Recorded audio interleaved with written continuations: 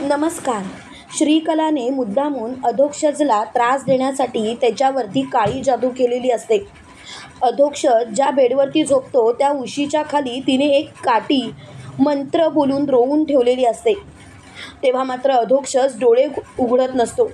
त्याला खूपच कसं तरी होत असतं.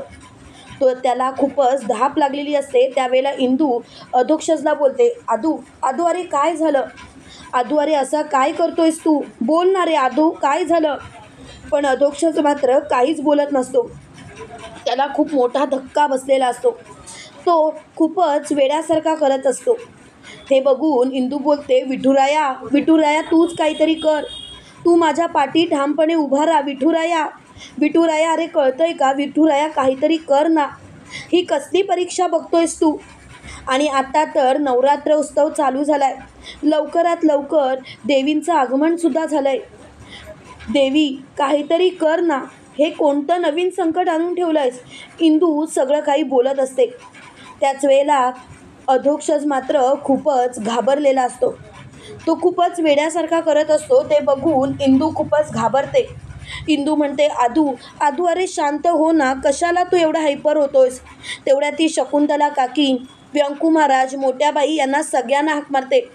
मोठ्याबाई तिथे येतात आणि म्हणतात, काय झालं काय तुला? कशाला ओरडतेस? तेव्हा लगेच इंदू बोलते, मोठ्याबाई बघा ना हो, अधोक्षज कसा करतोय. मोठ्याबाई बघा ना, काय झालं याला? तेव्हा मात्र मोठ्याबाईंना ते बघून खूपच खतरनाक धक्का बसतो. मोठ्याबाई मोठ्याने बोलतात, अधोक्षज अरे काय झालंय काय तुला?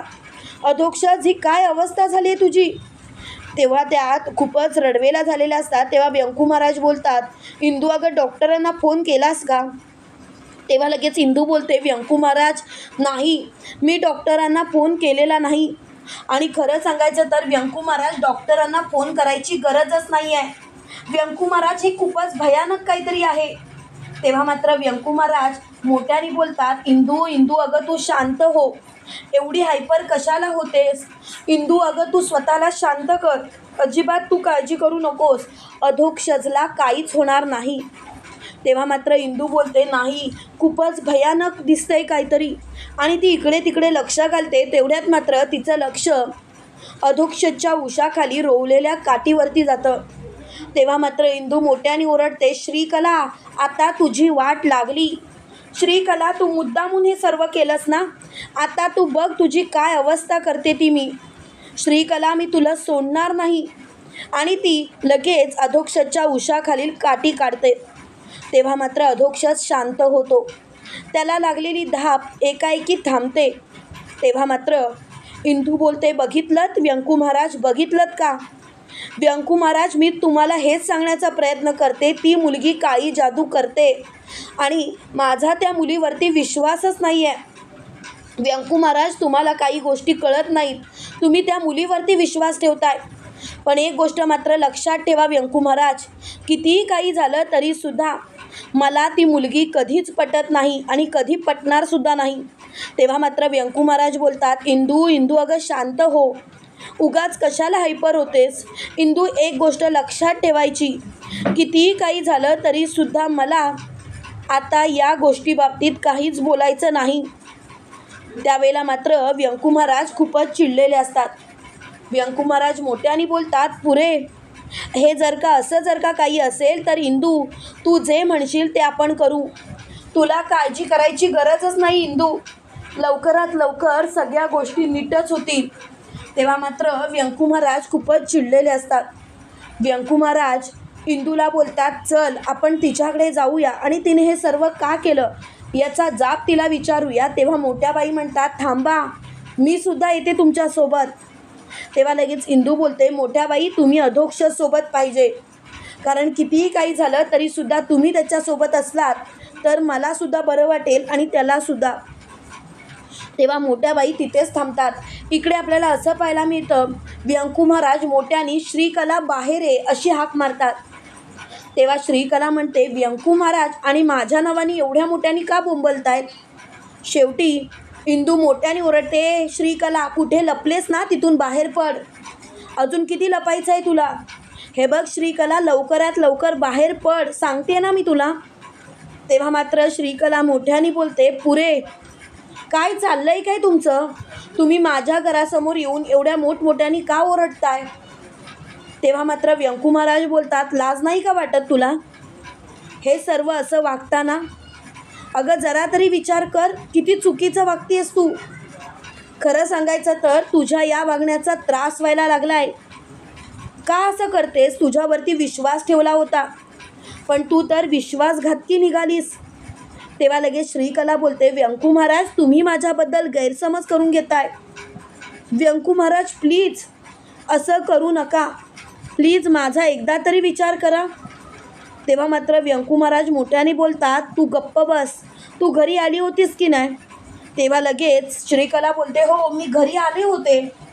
त्यावेळेला इंदू बोलते, तू आमच्या रूममध्ये का गेली होतीस तेवढं फक्त मला सांग. तेव्हा लगेच मोठ्याने व्यंकू महाराज म्हणतात, तुला कळलं नाही का इंदूने काय प्रश्न विचारले ते? जरा तरी विचार कर आणि बोल. तेव्हा लगेच मोठ्याने श्रीकला बोलते, नाही व्यंकू महाराज तुम्ही असा विचारच का करता? मी हिच्या रूममध्ये गेलेच नव्हते. तेव्हा इंदू बोलते, खोटं बोलू नकोस. तुला माहिती आहे मला खोट्याचा राग येतो. आणि खरं सांगायचं तर हा विषयच इथल्या इथे थांबव. आणि इंदू तिच्या तोंडावर तिने रोवलेली काठी टाकते आणि म्हणते, ही घे तू रोवलेली काठी. माझ्या अधोक्षजला मारण्याचा प्लॅन आखत होतीस ना? पण एक गोष्ट लक्षात ठेव, इंद्रायणी अधोक्षज दिग्रजकर म्हणजेच अधोक्षजची बायको जोपर्यंत जिवंत आहे तोपर्यंत तू त्याच्या केसाला सुद्धा धक्का लावू शकत नाहीस. आणि जर का तसा प्रयत्न जरी केलास तरीसुद्धा तुला आयुष्यातून कसं उठवायचं हे मला माहिती आहे.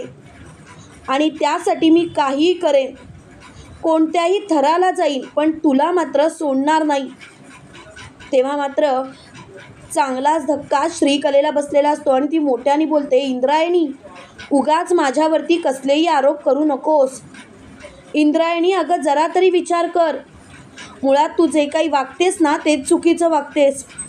इंद्रायणी मला तुझ्या या गोष्टींचा त्रास होतोय, त्रास. तेव्हा मात्र इंदू खूपच चिडलेली असते. इंदू मोठ्याने बोलते, कितीही काही झालं तरीसुद्धा मी आता शांत बसणार नाही आहे.